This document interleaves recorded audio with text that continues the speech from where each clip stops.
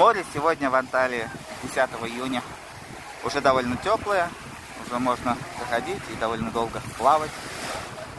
Народу на пляже, сегодня выходной день, народу на пляже побольше, чем обычные дни. Погода хорошая, солнце не так сильно печет, да и ветерок есть. Очень комфортно, чтобы пребывать. Только плавать не очень комфортно, потому что волны вот такие повышенные. Примерно такая обстановка.